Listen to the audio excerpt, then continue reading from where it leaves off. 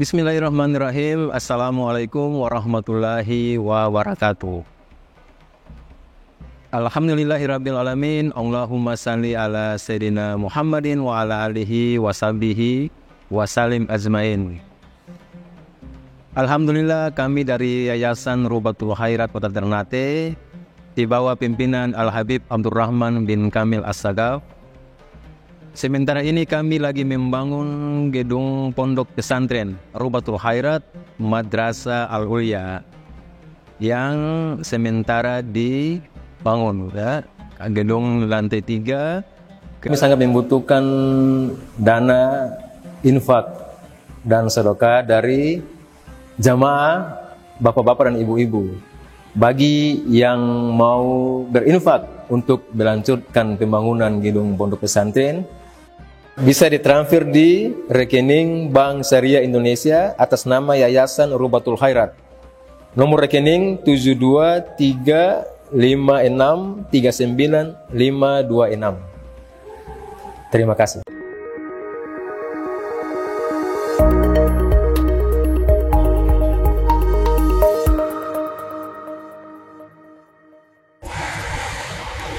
Ada salah satu sahabat bernama Abdurrahman ibn Abi Bakar. Dia mengatakan, inna ashaba suffati kanu nasan fuqara. Sesungguhnya ada sekelompok manusia, sekelompok komunitas di masa Rasul disebut dengan Ashabus Suffah. Apa itu Ashabus Suffah? Yang pertama, As-Suffah ini artinya adalah tempat bernaung. Tempat bernaung. Di zaman itu pelepah kurma dijadikan atap, tiangnya hanya batang-batang pohon kurma atau pohon-pohon lain yang letaknya muakhar di bagian belakang masjid Nabi. Muakhar. Di situ dibuat satu tempat yang ada atap dari pelepah kurma, tempat tinggal orang-orang yang datang khusus hanya ingin menimba ilmu, ibadah dari rekaman yang mereka lihat dari aktivitas Nabi Muhammad SAW. Tidak ada tujuan lain. Mereka datang hanya ingin bisa mengambil dan menimba ilmu kepada Rasul dan ibadah di masjid Rasul. Dan Nabi yang menanggung nafkah mereka. Nabi yang tanggung nafkah. Nabi yang berikan makanan. Dan semua mereka fuqara, orang-orang fakir. Sehingga diriwayatkan pakaian yang mereka gunakan, ada di antara mereka hanya memiliki satu pakaian, tidak lebih dari itu. Kain yang mereka tutup diangkat ke atas, aurat terbuka, ditarik ke bawah, dadanya kelihatan, sehingga mereka tutup dengan tangan bagian aurat. Saking miskinnya, fakirnya, kain pun mereka tidak mampu membeli. Itu pilihan mereka, karena mereka memang orang-orang yang memang hanya ingin menimba ilmu kepada Rasul, ingin dekat dengan Rasul, dan ingin bersama Rasul di dalam ibadah dan seluruh aktivitas Rasul sallallahu alaihi wasallam. Itulah yang disebut dengan Ashabus Suffah. Sampai sekarang tempatnya masih ada. Kalau kita pergi ke Masjid Nabawi, di situ masih ada lokasi Ashabus Suffah, Ahlus Suffah. Al-Imam Abu Bakar Al-Kalabadhi di dalam kitabnya At-Ta'arruf li Madhhabi Ahli Tasawuf, beliau mengatakan Ashabus Suffah inilah cikal bakal kelompok yang disebut Sufi, kaum Sufi. Jadi kaum Sufi itu terinspirasi daripada Ashabus Suffah. Cikal bakal kelompok yang dikenal dengan kaum Sufi itu terinspirasi dari kelompok yang disebut Ashabus Suffah.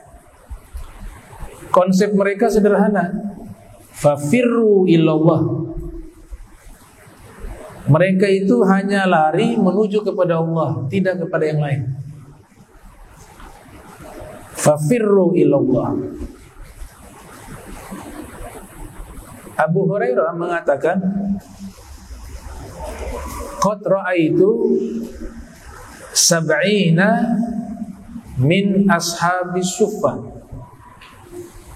Saya melihat kelompok komunitas ashabis suffah ini jumlahnya ada 70 orang. Dalam riwayat berarti jumlah mereka ada 70 orang. Termasuk Abu Hurairah juga 71 berarti. Kalau riwayat ini kita gunakan Ashabul Suffah 70 orang, itu riwayat dari Abu Hurairah. Berarti Abu Hurairah ini juga disebut termasuk Ashabul Suffah, berarti 71. Bahkan dikatakan nama Sufi diambil dari As-Suffah dalam satu pendapat, karena pendapat definisi Sufi itu sangat banyak. Definisi tasawuf juga sangat luas. Tapi ada satu pendapat menyatakan nama Sufi itu diambil dari Suffah, Ashabus Suffah. Dan ilmunya juga itu terinspirasi dari Ashabu As-Suffah. Salah satunya Abu Hurairah hanya memiliki kesibukan menghafal hadis-hadis Nabi. Jadi Abu Hurairah tidak menulis hadis tapi menghafal. Murid beliau yang mencatat. Kenapa beliau termasuk orang yang paling banyak ya periwayatan hadis menurut ulama-ulama ahli sunnah wal jamaah seperti Ibnu Hajar al-Asqalani mengatakan karena kesibukan beliau hanya itu. Sebanyak mungkin menghafal hadis-hadis Rasul dan semaksimal mungkin waktu beliau hanya untuk mengambil ilmu dari Nabi sallallahu alaihi wasallam. Mulazamah. Tidak ada kesibukan lain. Saat itu juga masih bujangan. Ya, sehingga waktunya sangat luas. Waktunya sangat terbuka luas untuk dia bisa gunakan, belajar, mendengar, menghafal hadis-hadis Nabi sallallahu alaihi wasallam.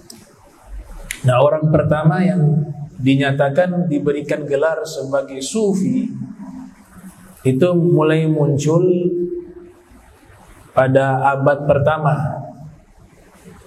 Salah satu tokoh yang pertama kali dinyatakan diberikan gelar sebagai sufi bernama Abu Hashim As-Sufi.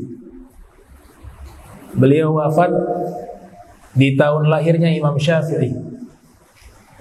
Ya, mengatakan bahwa beliau wafat 150 Hijriah. Ada yang pendapat demikian. Di tahun yang sama di saat lahirnya Imam Syafi'i, 150 Hijriah. Al-Imam Sufyan Ats-Tsauri mengatakan, laula Abu Hashim As-Sufi ma'araftu daqiqar riya.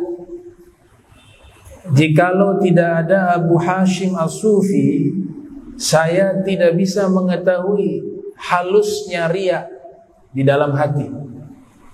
Itu pernyataan Al-Imam Sufyan Ats-Tsauri. Itu disebut dengan Ashabus Suffah.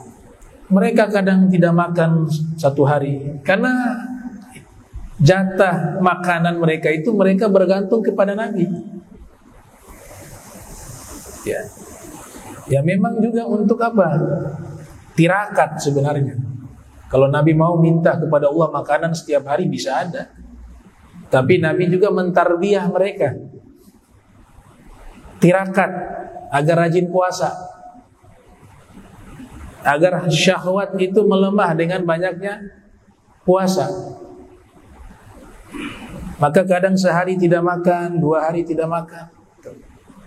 Hingga dalam riwayat disebutkan, di dalam kitab Fathul Bari juga ada, atau di dalam kitab At-Tawdih karya Ibnu Mulaqqin, Abu Hurairah pernah mengalami kelaparan, berhari-hari tidak makan. Akhirnya beliau keluar dari masjid dengan harapan ada sahabat yang mengajak beliau makan di rumahnya. Sayyidina Abu Bakar lewat. Abu Hurairah mengucapkan salam, dijawab salamnya. Ditanya kabar bagaimana, baik. Kemudian Abu Hurairah menyindir halus Sayyidina Abu Bakar dengan harapan Sayyidina Abu Bakar bisa memahami bahwa Abu Hurairah ini sedang lapar. Tapi beliau pantang untuk meminta karena memang Nabi mengajarkan demikian. Ya. Nah, jadi tanya, wahai Sayyidina Abu Bakar, saya mau tanya tafsir ya, ala sabilil hikayah ya, ala sabilil hikayah, tafsir tentang fadilah pahala orang yang memberikan makan kepada orang yang lapar. Ala sabilil hikayah, ala sabilil riwayah, biar lebih mudah paham. Sayyidina Abu Bakar mengatakan, pahalanya besar, tafsirannya begini. Selesai ditafsirkan, pergi Sayyidina Abu Bakar. Tidak peka. Dalam hatinya seperti itu. Wa fir riwayah dikatakan demikian. Pergi. Padahal maksud saya itu ngajak saya. Saya ini sedang lapar. Ngajak ke rumah, ngasih makan saya. Sudah Sayyidina Abu Bakar berlalu, datang Sayyidina Umar bin Khattab radhiyallahu ta'ala anhu warḍah. Datang, salam, dijawab salamnya. Kemudian diajukan pertanyaan yang sama. Ini ayat ini tafsirannya seperti apa nih? Bab tentang keutamaan memberikan makan kepada orang yang kelaparan, orang yang lapar atau kelaparan. Sayyidina Umar menjelaskan juga tafsirnya begini. Selesai, pergi juga.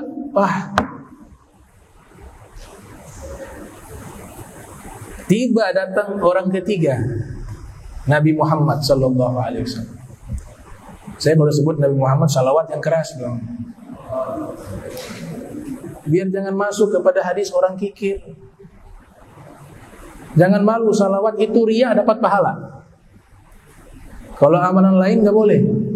Tapi khususnya salawat kepada Nabi, sekeras-kerasnya mau pamer itu dihitung pahala. Apalagi salawatnya ikhlas. Dalam fatwa Ibn Hajar Al-Haytami, dalam kitab fatwa beliau, orang ketika mendengar khotib berkhutbah itu kan disuruh diam. Idza sa'idal khotib 'alal mimbar, apabila khotib sudah naik di atas mimbar, fala tatakallam, maka jangan kalian berbicara. Tapi beliau keluarkan fatwa, kecuali salawat kepada Nabi Muhammad. Sekeras-kerasnya tidak masalah. Itu fatwanya Ibn Hajar Al-Haytami. Saya dapati di beberapa pesantren, khotib sedang khutbah, sebut nama Nabi itu satu masjid itu salawat. Di daerah Jawa Timur, di Lawang. Ya kan memang ada fatwa itu. Nanti lama-lama terbiasa spontanitas. Ya al-bakhilu man dzukirtu indahu falam yusalli alayya. Orang yang paling kikir adalah jika namaku disebut di sisinya, dia tidak bersalawat kepadaku. Sallallahu alaihi wasallam. Nah, itu. Datang Nabi. Rasul datang senyum. Nabi tahu, dikasyaf oleh Nabi, ini lagi lapar. Kasih salam kepada Nabi, Nabi jawab, "Ya Abu Hurairah, kaifa halukum? Bagaimana kabarmu?" "Baik ya Rasulullah." "Enggak, engkau tidak baik-baik saja." Ala sabili hikayah. "Mari ikut saya ke rumah." Ini dia. Maka tahu keadaan seseorang. Makanya kalau lihat orang mukanya sudah lapar, jangan tanya lagi, sudah makan belum? Langsung kasih. Pasti dia malu hati. Belum makan. Muka sudah lapar, ngasih makan. Begitu juga jangan ceramah kepada orang yang sedang lapar. Kasih makan dulu baru ceramah. Kasih makan, kasih kenyang dulu baru ceramah. Lagi lapar itu gak bisa masuk. Ilmu gak bisa masuk, nasihat gak bisa masuk. Orang yang lagi lapar dia butuh makan, bukan butuh nasihat. Setelah makan kenyang baru kasih nasihat. Ini akhlaknya Nabi. Nabi katakan ikut ke rumah. Alhamdulillah dalam hati, ada makanan nih. Masuk ke rumah Rasul izinkan Abu Hurairah masuk. Ternyata di meja makan itu ada susu, 1 mangkuk susu. Nabi tanya kepada istrinya yang ada di balik tirai, "Ini susu dari mana?" "Ada yang kasih, tetangga." Abu Hurairah lihat, hanya ada susu. Tidak masalah, daripada tidak makan sama sekali, cukuplah ganjal perut yang lapar. Subhanallah. Nabi katakan, "Ya Abu Hurairah." Abu Hurairah pikir ini dikasih ke saya nih jatah. "Tolong kau panggil sahabat-sahabatmu yang ada di masjid, Ashabus Suffah. Mereka kasihan belum makan." Abu Hurairah dalam hati, saya juga kasihan belum makan. Ini kalau dikasih ke mereka semua, saya gak dapat jatah sedikit pun. Kata Nabi apa? Panggil mereka semua, saya mau kasih ini. La haula wala quwwata illa billah. Baik, karena Nabi perintahkan, beliau laksanakan. Dipanggillah Ashabul Suffah, dalam riwayat tadi berapa? 70 orang. Susu hanya 1 mangkuk. Abu Hurairah sepanjang jalan menyatakan sudah habis, gak ada sisa. 70 orang dipanggil semuanya. Nabi sudah berada di depan pintu rumahnya, sudah membawa itu semangkuk susu. Kemudian Nabi perintahkan untuk antri satu persatu. Nabi lihat Abu Hurairah, Nabi tersenyum. "Ya Abu Hurairah, tugas kamu berikan minum kepada mereka satu persatu." Lebih sakit hati lagi. Ini udah kelaparan nih, dikasih minum kepada orang lain. Jumlahnya 70 orang. Dia taat kepada Nabi, akhirnya diambil tuh mangkuk. Antri satu persatu diberikan minum. 1 orang, 2 orang, 3 orang. Sampai selesai 70 orang, dilihat mangkuk, susunya tidak berkurang sedikit pun. Mukjizat Rasul sallallahu alaihi wasallam. Nah, begitu dong. Begitu. Sudah selesai semua, Nabi bertanya ke Abu Hurairah, "Wahai Abu Hurairah, tinggal siapa yang belum?" Abu Hurairah mengatakan, "Tinggal engkau dan saya ya Rasul." "Baik," kata Nabi, "kamu minum. Ijlis washrab." Duduklah dan minumlah. Engkau yang lebih dulu wahai Rasul, tidak layak saya minum setelah itu engkau. Maka Nabi mengatakan, Saqiyul qaum akhiruhum syurba. Orang yang paling akhir itu yang memberikan minum, dia yang paling akhir minum. Baik, kata Nabi, kalau gitu berikan kepada saya. Ini dalam riwayat Ibnu Mulakin. Kalau riwayat Fathul Bari agak sedikit berbeda. Dikasih kepada Nabi. Tadi Nabi suruh duduk, ternyata belum suruh minum. Bilang isyrab, tapi diingatkan, wahai Rasul, engkau lebih layak minum terlebih dahulu. Nabi teringat itu aturan. Orang yang berikan minum kepada orang lain, dia minumnya paling akhir. Abu Hurairah kan yang berikan minum. Oh, berarti saya, kata Nabi. Kenapa saya ingatkan begitu? Akhirnya Nabi yang minum, habis sudah. Dikasih oleh kepada Rasul, Rasul ambil, Rasul duduk, kemudian minum. Sampai Nabi kenyang. Ternyata ketika diberikan kepada Abu Hurairah, susunya masih seperti itu, tidak berkurang. Kata Nabi, sekarang engkau minum. Diminumlah itu susu oleh Abu Hurairah. Diminum. Minum. Sampai kenyang. Kata Nabi, isyrab, minum lagi. Tidak habis-habis itu susu. Dia bilang, Rasulullah, saya sudah kuat. Lagi, kata Nabi, isyrab, minum lagi. Akhirnya dia menyerah. Dia mengatakan, ya Rasulullah, perut saya ini sudah tidak ada ruang, melainkan semuanya penuh dengan susu. Tidak ada lagi ruang untuk bisa mengisi susu lagi. Kata Nabi, kalau begitu berikan kepada saya. Diberikan. Nabi minum, habis susunya. Itu mukjizat Rasul. Ada hikmah juga di sini. Jadi sekali-sekali kita makan kenyang-kenyang nggak apa-apa. Ya. Itu yang riwayat makan.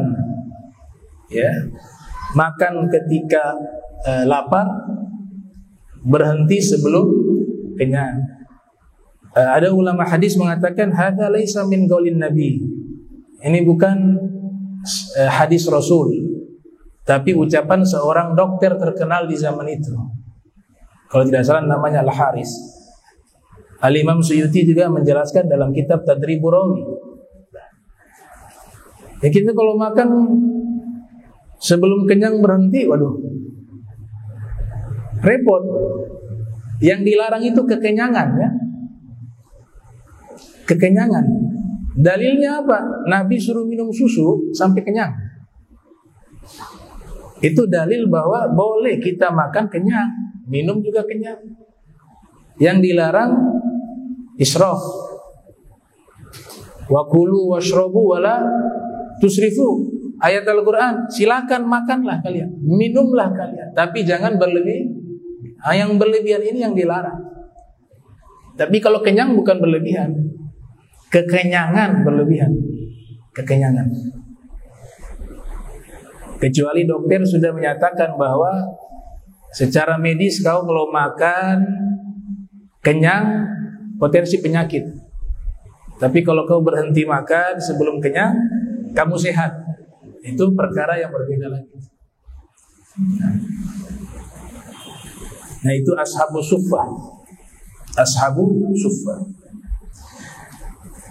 Wa anna Nabiy sallallahu alaihi wasallam qala man kana 'indahu ta'am itsnain falyadhhab bits-tsalitsin wa in arba'a man kana 'indahu ta'am itsnain falyadhhab bits-tsalitsin. Siapa yang punya makanan cukup dua orang cukup, maka ajak yang ketiga. Makanan 3 orang cukup untuk yang 4. Dalam riwayat Imam Bukhari dan Muslim, ta'amul itsnain kafiyul thalatha wa ta'amul thalatha kafiyul arba'. Porsi makanan 2 orang cukup untuk 3 orang. Porsi makanan 3 orang cukup untuk 4 orang.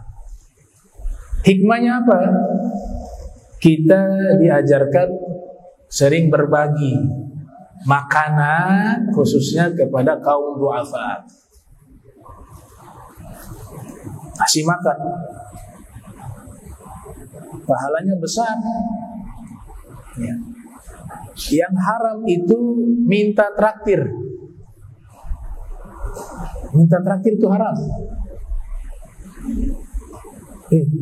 Ajak saya makan dulu, nggak boleh. Ada larangan dari Rasul SAW dalam hadis riwayat Imam Ahmad, man sa'ala min gairi fakrin faka'annama ya'kulul jamra. Siapa yang meminta padahal dia tidak fakir, dia tidak susah, tapi hobinya suka minta ditraktirkan, suka meminta-minta, maka seakan-akan dia sedang memakan bara api. Kecuali memang sudah keadaan, ya, udah kelaparan, susah, itu dia diperbolehkan meminta. Ada 3 hal yang di saat itu diizinkan dia meminta. Itu nanti pembahasan berikut. Salah satunya adalah dalam keadaan sudah kepepet, susah, kelaparan, tidak mampu lagi dia. Waktu itu dia meminta. Tapi orang yang mampu juga jangan bakhil. Memang benar dilarang mereka meminta, tapi yang mampu ini harus peka dengan keadaan. Dalam Al-Quran diceritakan keutamaan orang yang memberikan makan kepada orang lain. Wa yut'imuna at'ama 'ala hubbihi miskina wa yatima wa asira. Innama nut'imukum liwajhillah la nuridu minkum jazaa'an wala syukura. Inna nakhafu min rabbina yawman 'abusan qamtarira. Ini ayat ini menceritakan apa? Keutamaan memberikan makan. Kepada siapa? Orang miskin, anak yatim, dan tawanan perang di masa itu. Nabi juga menyatakan satu perintah, wa at'amut ta'am. Dalam hadis sangat banyak, berikanlah makanan, kata Nabi. Wa at'imu at-ta'am. Riwayat yang lain menyatakan dari Sayyidina Syekh Abdul Qadir Al-Jilani. Beliau mengatakan apa? Luqmatun fi batni ja'iin afdal min bina'i alfi jami'. Satu suapan yang masuk ke dalam perut orang yang lapar, pahalanya lebih besar daripada membangun 1000 masjid jami'. Ini ucapannya Sayyidina Syekh Abdul Qadir Al-Jilani qaddasallahu ruhahu wa nawwara dhariha. Ya. Jadi memang ada larangan meminta, tapi orang yang mampu diajak oleh Allah, diperintahkan oleh Allah untuk peka dengan keadaan. Berikan makanan, berikan minuman.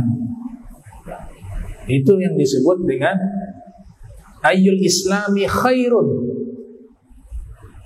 Amalan terbaik di dalam agama Islam itu apa? Nabi mengatakan apa? It'amut ta'am wa afsamus salam wasilul arham wassallu bil lail wan nas niyam tadkhulul jannata bisalam. Berikan makan, sebarkan salam, kedamaian, sambunglah silaturahmi, sholatlah tengah malam, niscaya kau masuk surga dalam keadaan selamat. Bisalam. Ada satu sunnah. Sunnah ini sebenarnya terbalik, ya. Kita kalau mau makan disuruh jangan cerita, diam. Padahal sunnahnya terbalik. Lagi makan itu sunnahnya bercerita yang baik. Bercerita yang baik. Tapi tunggu makan masuk dulu dalam baru cerita. Jangan lagi penuh-penuh tatigo lagi, aduh. Salah paham hadis, nanti salahkan hadis. Hadis suruh makan sambil ngobrol. Ulama mengatakan demikian. Ya, tapi keterangannya sudah ditelan itu makanan baru berbicara. Itu ternyata sunnah. Karena di agama yang lain itu gak boleh ada suara. Bunyi piring gak boleh, bercerita gak boleh. Hikmah yang pertama, untuk menyelisihi tradisi mereka. Hikmah yang kedua, waktu terisi manfaat, tidak terbuang sia-sia. Dalilnya jelas. Nabi pernah makan dengan seorang anak muda. Hadis riwayat Imam Bukhari, juga riwayat At-Tirmidzi dalam kitab Asy-Syama'il Al-Muhammadiyah, yang lahir tahun 209 Hijriah, wafat 279 Hijriah. Ya gulam samillah wa kul bi yaminik wa kul mimma yalik. Wahai anak, kalau mau makan baca basmalah. Sebelum makan baca doa. Minimal menyebut nama Allah. Makanlah dengan tangan kananmu, dan makanlah makanan yang dekat denganmu. Di zaman Rasul makannya pakai nampan. Nabi ajarkan adab dan etika ketika makan bersama orang lain. Jangan makan di tengah, jangan mengambil di tengah, jangan mengambil di wilayahnya orang, tapi ambillah terdekat dengan tangan kanan. Syekh Yusuf Al-Lahji menyatakan hadis ini Nabi sabdakan di saat Nabi juga sedang makan. Berarti Nabi ketika sedang makan masih sempat mengajarkan ilmu kepada sahabat. Itu hadis di saat Nabi sedang makan. Syekh Yusuf Al-Lahji dan juga Al-Ghadi, Syekh Yusuf An-Nabhani dalam kitabnya Wasailul Wusul ila Syama'il Rasul, ada satu anak muda Nabi katakan kul biyaminik. Dia makan tangan kiri di hadapan Nabi, dengan tangan kiri. Nabi tegur, ya gulam kul biyaminik.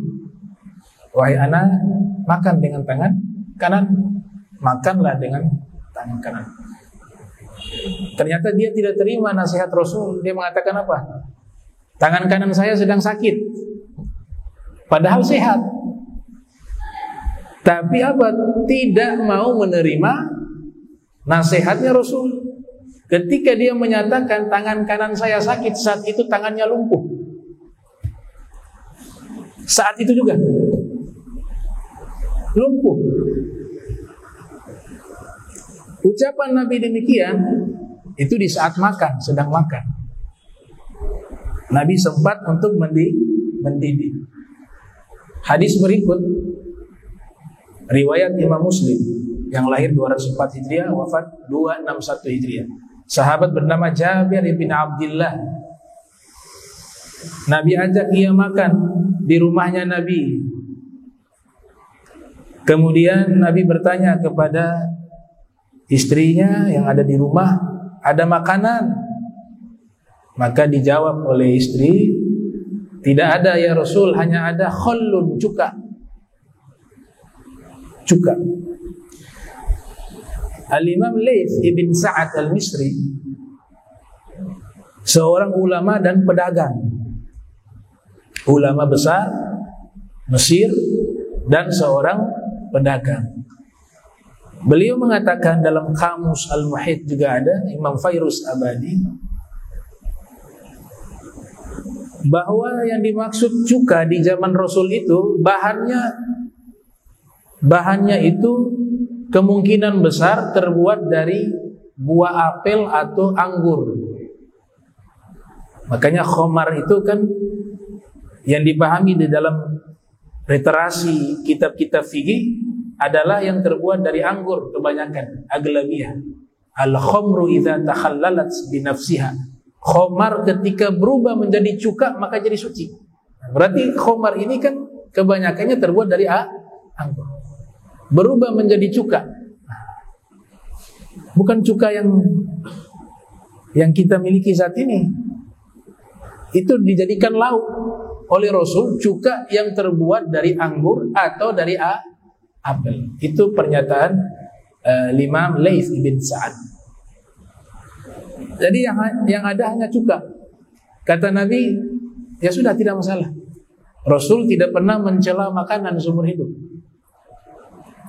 Ma'aban Nabiyyu sallallahu alaihi wasallam ta'aman qad. Nabi seumur hidup tidak pernah mencela makanan. Fa inishtahahu akalah wa in lam yastahi taraka. Kalau beliau suka, beliau makan. Kalau beliau tidak berselera, beliau tidak keluarkan komentar apapun, tapi beliau tidak makan, tinggalkan itu. Itu adabnya Rasul terhadap makanan. Karena beliau tahu bahwa makanan ini yang beri Allah. Ar-Razzaq.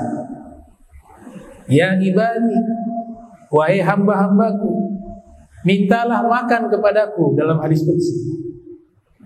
Niscaya aku akan berikan makan kepadamu. Itu Allah yang nyatakan. Ternyata diberikan cuka. Lauknya cuka, wa fir riwayah ada sepotong roti dibagi dua dengan Sayyidina Jabir ibn Abdullah. Kemudian Nabi katakan ni'mal udum al-khol. Sebaik-baiknya lauk adalah cuka. Ni'mal udum al-khol. Diulang. Sebaik-baiknya lauk adalah cuka. Sayyidina Jabir ketika mendengar Nabi menyatakan sebaik-baiknya lauk adalah cuka, pulang ke rumah dapurnya penuh dengan cuka. Karena ngikut selera Nabi Muhammad sallallahu alaihi wasallam. Faja'ala ya'kulu bihi. Nabi mulai makan dengan sahabat. Sayyidina Jabir makan roti dengan cuka tersebut. Wa yaqul, kemudian Nabi berkata, ni'mal udum al-khol. Sebaik-baiknya lauk adalah cuka. Nah, ini dalil bahwa ketika sedang makan Nabi berbicara. Karena di saat itu sedang makan. Sebaik-baiknya lauk adalah cuka. Imam Nawawi memberikan komentar ta'liq, wa fihi istihbabul hadis alal aqli ta'anisan lil akilin. Inilah dalil sunnahnya berbicara ketika sedang makan untuk menghibur orang yang makan bersamanya. Coba kalau kita sedang makan sambil ngobrol, itu makannya enak sekali. Kadang tuh sudah sedia kerupuk satu toples, kacang satu toples, dia sendiri nih, tapi ngobrolnya asik terus, makan terus, habis. Enak berarti kan? Nambah terus, dapat barokah. Sahibul bait dapat barokah. Ini tamu. Ilustrasinya apa? Selera makannya lebih meningkat, lebih bersemangat. Kemudian yang dia obrolkan sesuatu yang baik. Nah, Imam Nawawi buat bab khusus dalam kitab Al-Azkar, babu istihbabil kalam ala ta'am. Bab sunnah berbicara di saat makan. Hujjatul Islam Al-Imam Al-Ghazali di dalam kitab Ihya Ulumuddin, beliau menerangkan lebih spesifik. Ya, min adabit ta'am ay yatahaddatsu fi hali aklihi bil ma'rufi wa yatahaddatsu bi hikayati sholihin fil at'imati wa ghairiha. Dianjurkan dan termasuk bagian daripada adab ketika makan. Apa itu? Ngobrol di saat sedang makan, dengan catatan obrolannya yang ma'ruf, yang baik, atau sedang menceritakan kisah-kisah kaum solihin. Ya, Abu Hatim Ar-Razi, seorang ulama hadis, itu ketika mencatat hadis sambil makan, beliau mencatat hadis 1 juta hadis Rasul. Sampai waktu makan gak sempat makan, dengan tangannya adik perempuannya yang suapin, dan beliau masih sibuk mencatat hadis Rasul SAW. Ada juga Daud At-Ta'i, seorang sufi, 1 suapan yang dia makan masuk ke mulut dapat 70 tasbih. Bukan ngobrol lagi, zikir. Subhanallah, subhanallah, subhanallah. Jadi satu ini 70 tasbih. 1 suapan yang masuk ke mulut itu dapat 70 tasbih. Nah, ini sunnah min adab, ya. Min adabit ta'am. Kemudian di hadis ini juga ada diceritakan, ini saya ambil poin-poin pentingnya karena hadisnya cukup panjang. Ada barokah kalau makan bersama. Ya. Kulu jami'an fa innal baraka ma'al jamaah. Dalam riwayat Ibn Majah, Nabi katakan, makanlah kalian secara berjamaah, karena sesungguhnya keberkahan itu bersama dengan al-jamaah. Wa fi riwayat kulu jami'an wa la tafarraqu fa innal barakata ma'al jama'ati. Makanlah kalian secara bersama-sama dan jangan kalian berpisah ketika makan. Ini adab. Kalau ada orang makan di rumah kita jamu dia makan bersama. Kita sudah habis makan duluan, jangan pergi. Duduk di situ dulu. Nanti sudah tuntas semua ini baru kita bangkit. Kalau kita bangkit, yang sahibul bait ini bangkit, malu hati dia. Hanya dia cepat. Subhanallah, akhlak Rasul diajarkan. Sallallahu alaihi wasallam. Kana khuluquhul Quran. Adab yang berikut, kalau prasmanan jangan kita taruh ke tamu. Prasmanan ya, ini sudah disediakan. Ini enak nih, ditaruh. Ini enak ini. Padahal itu dia tidak punya selera makan itu. Enak ini, taruh sendiri. Itu gak boleh. Ada makanan, silakan ambil sendiri. Beda kalau sudah disiapkan ya. Mungkin makanan sudah disiapkan ini, nah, dikasih di luar. Atau makanan dos, ya sudah disiapkan. Tapi ini prasmanan nih. Jangan kita yang ambil itu menu, biarkan dia milih. Karena kejadian waktu itu juga, karena ini orang tamu malu hati, dia alergi udang. Ini udang enak ini. Ini kan gak enak, bilang saya gak makan itu. Langsung ditaruh tuh. Ini makan. Wah, perkedelnya udang, lauknya udang, sup udang juga. Habis makan pulang dari rumah merah semua. Berarti adabnya keliru. Biarkan dia ngambil sendiri. Gitu. Sesukanya yang mana. Fa innal barakata ma'al jama'ati.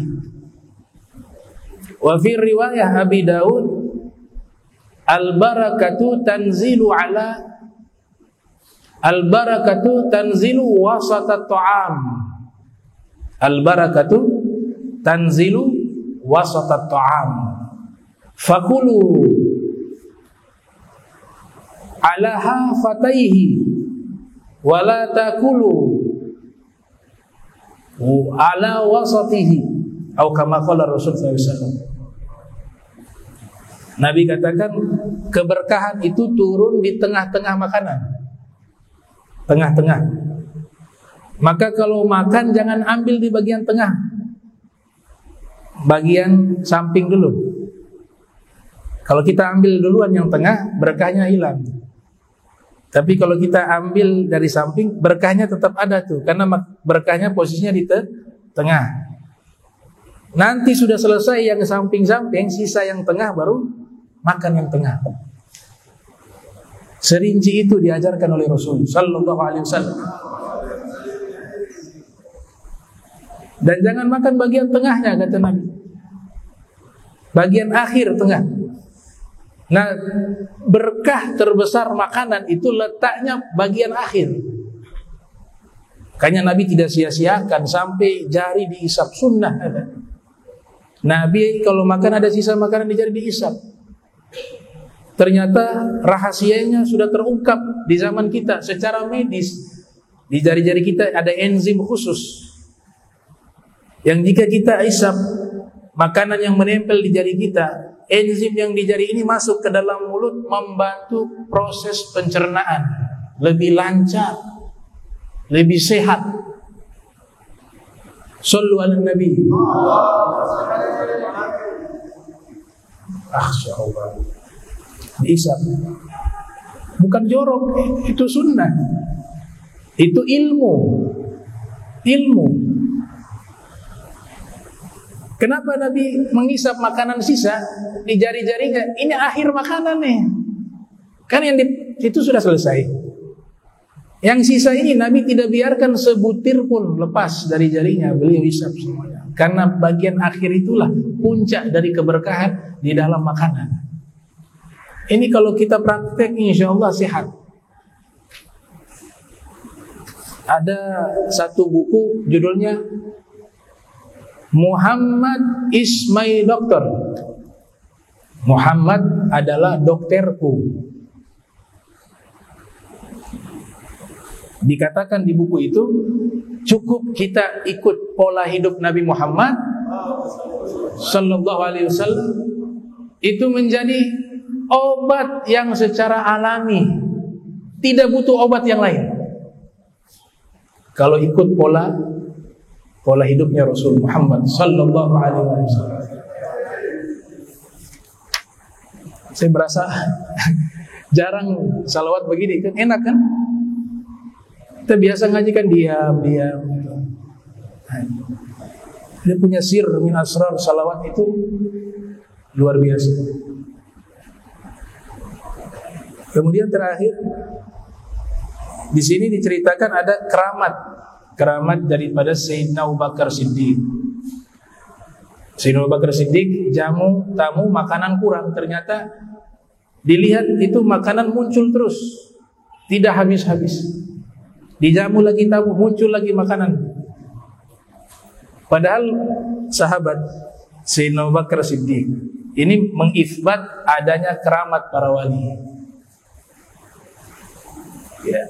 Kullu ma jazaa'i yakuna mu'jizatan lin nabi jazaa'i yakuna karamatan liwali. Jika mukjizat itu ada untuk kalangan para nabi, maka keramat juga itu ada untuk kalangan para wali. Ini Sahih Bukhari, hadis sahih. Sayyidina Abu Bakar punya makanan tidak habis-habis, muncul terus setiap saat.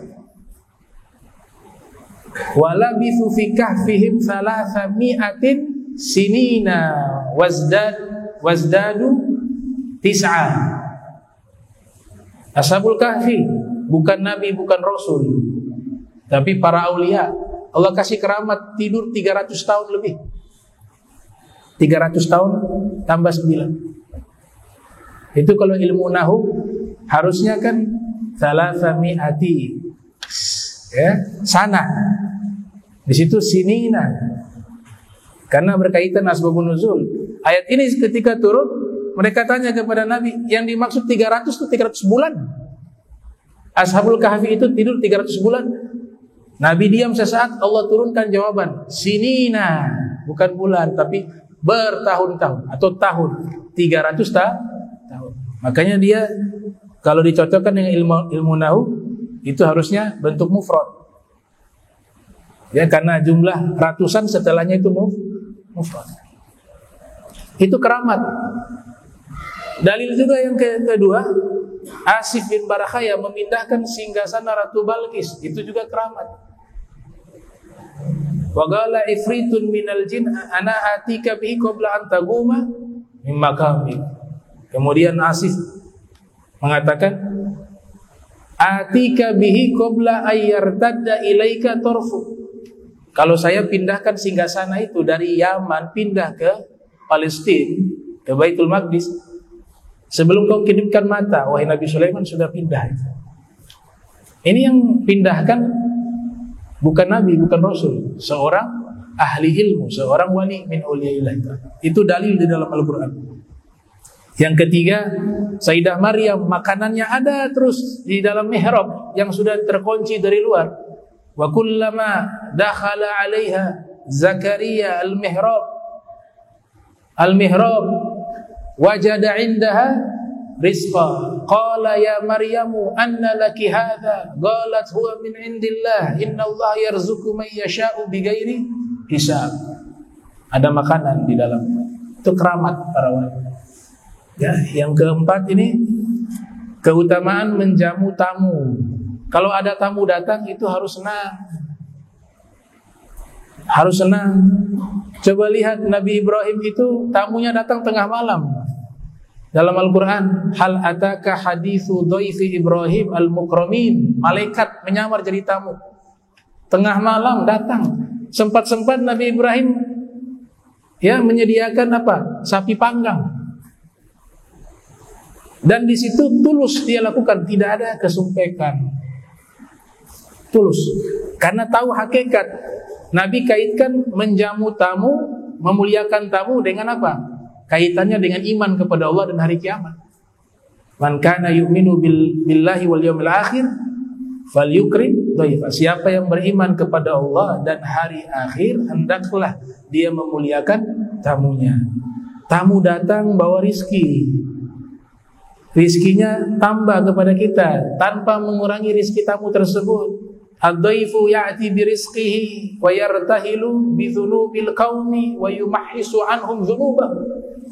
Apabila tamu itu datang, dia membawa rizki kepada kalian.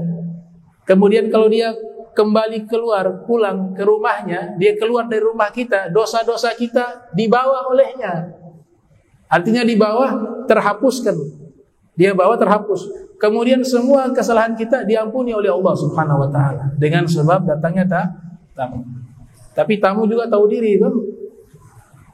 Tamu tinggal 1 bulan. Tamu itu kata Nabi 3 hari wajib sahibul bait memberikan jamuan kepada dia. Ad-diyafa 3 ayyam fama kana wara'a dzalik fahuwa sadaqah alaih. Menjamu tamu hitungannya 3 hari. Ini harus tahu hitungan. Pagi sampai 1 tahun. Itu namanya mukim. Dan sunnah sebenarnya, sunnah kalau mampu ya. Sunnah orang yang mampu itu punya kamar tamu. Tamu yang jauh kalau datang nginap di situ. Kita jamu dia 1 hari, 2 hari, 3 hari. Sunnah. Adanya kamar untuk tamu. Itu saya baca di kitab Hayatun Nabi fi Baitihi. Kehidupan Nabi Muhammad di dalam rumahnya. Sallallahu alaihi wasallam. Nah, ini beberapa hikmah yang bisa kita ambil di hadis ini. Mudah-mudahan kita diberikan sehat walafiat, istiqomah, dan bisa melanjutkan kajian kita di pertemuan Ahad depan. Amin ya rabbal alamin.